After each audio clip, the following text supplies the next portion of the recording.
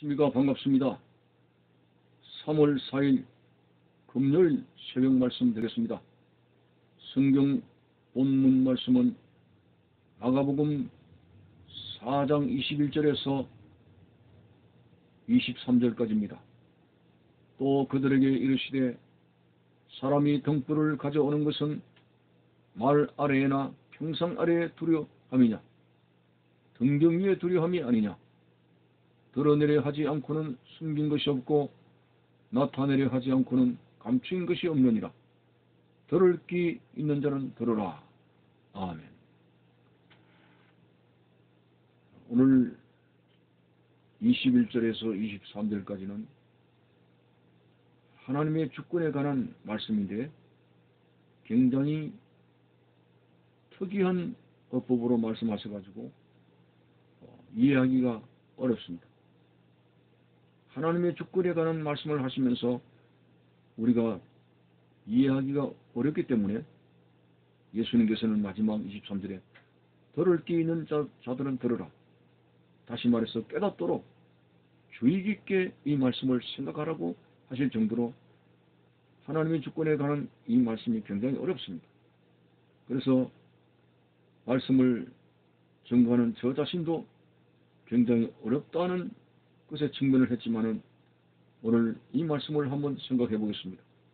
21절에 보니까 또 그들에게 이르시되 사람이 등불을 가져오는 것은 말 아래에나 평상 아래에 두려함이냐 등경 위에 두려함이 아니냐.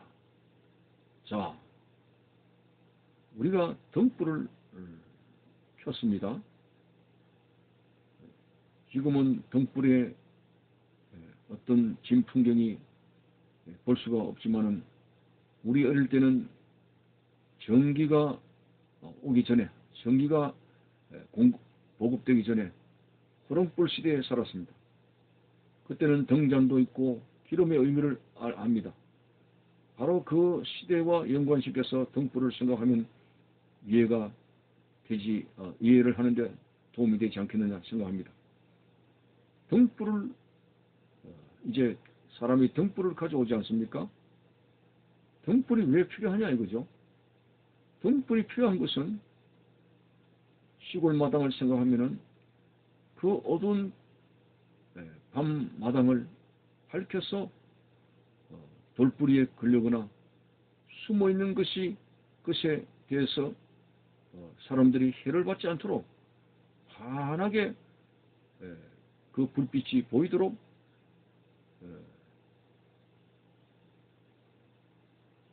말 아래나 평상 아래에 등불을 켜서 두지 않고 등경 위에 두려함이 목적이다. 이렇게 말씀하고 있습니다. 잘 들어보십시오. 등불을 켰습니다. 이 등불을 켜가지고 마루 아래에 또 평상 아래에 그러면 그 불빛을 감춰두는 것 아닙니까?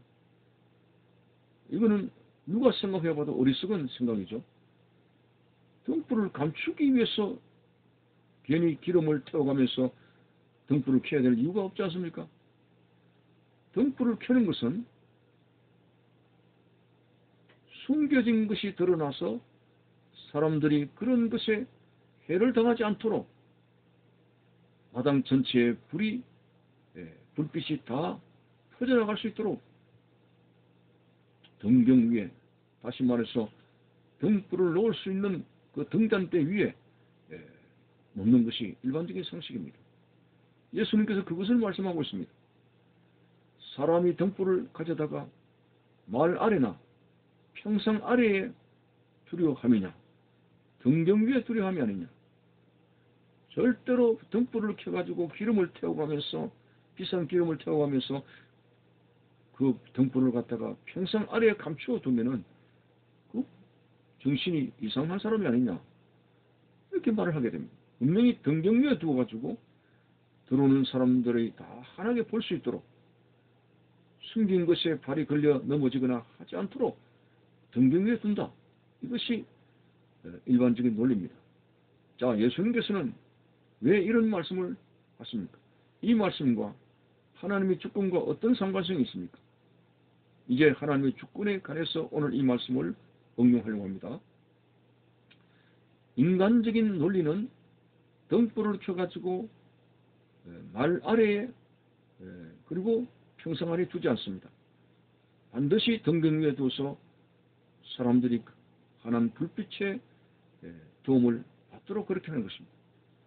자, 이것이 인간의 논리입니다. 그러나 하나님의 주권적인 차원에서는 등불을 켜가지고 하나님이 말 아래 두자고 하시면은 하나님께서 등불을 켜가지고 평상 아래 둔다 할지라도 사람들은 등불의 밝힘과 관계없이 그 어둠 속에 있는 것들을 환하게 드러나게 할 수 있다. 이게 하나님의 주권입니다. 말도 안 되는 소리라고 이야기하겠죠. 그러나 하나님이 그렇게 하시면은 그렇게 된다는 것입니다. 자, 사람의 생각과 논리로서는 등불을 켜가지고 평상 위에 등경 위에 두어야 숨긴 것이 드러나게 되고 사람이 해를 받지 않는다. 이게 논리입니다.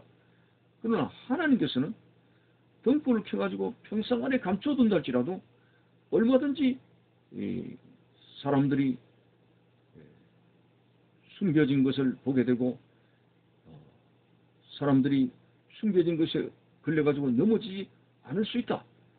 인간적인 상식으로는 이해가 안 되지만 하나님의 주권적인 차원에서는 인간의 생각을 떠나서 이 논리를 떠나서 하나님의 논리로서는 아무리 등불을 감추어도 캄캄한 방과 같은 마당을 걸어 다닐 수 있다.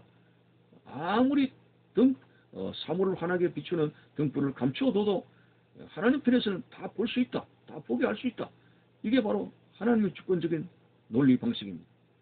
그래서 오늘 이 말씀의 내용은 사람이 생각으로 납득이 안 돼도 하나님의 말씀이 그렇게 되면은 우리는 믿어야 된다는 것이죠. 하나님이 그렇게 명령하시면 순종해야 된다고 하는 것이죠. 그 부분에 대해서 조금 더 어려운 말씀이 22절입니다. 드러내려 하지 않고는 숨긴 것이 없고 나타내려 하지 않고는 감추인 것이 없느니라.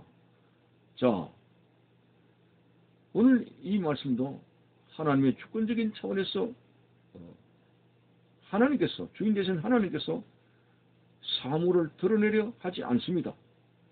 자, 드러내지 않았을 때 그럼 아무것도 볼 수가 없잖아요. 그런데 하나님의 논리는 드러내지 않아도 하나님께서 사물을 드러내게 하지 않아도 얼마든지 숨긴 것이 없을 정도로 사람들이 다 환하게 볼 수 있도록 그렇게 하실 수 있다는 거죠. 인간적인 논리로는 이해가 안 되죠. 자, 드러내지 않게 하시는데 감추어 두시는데 그러면 모든 게 감추어져야 되지 않느냐. 하나님이 감추어도 하나님이 보게 하시면 다 보게 하시는 겁니다. 이게 바로 하나님의 역설적인 논리입니다. 그 하반절도 마찬가지입니다. 나타내려 하지 않고는 감추인 것이 없느니라. 나타내려 하지 않고 엄밀하게 행하여도 하나님께서는 모든 사람에게 다 공개할 수 있는 그런 하나님의 역사, 하나님의 능력, 그런 것을 얼마든지 하실 수 있다.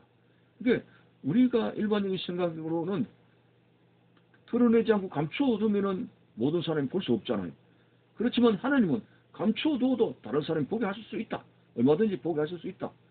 나타내려 하지 않고 안 나타내도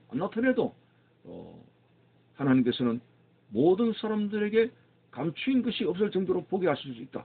이거는 메시아의 비밀스러운 부분에 대해서 말씀을 하시면서 하나님 아버지의 주권을 이야기합니다.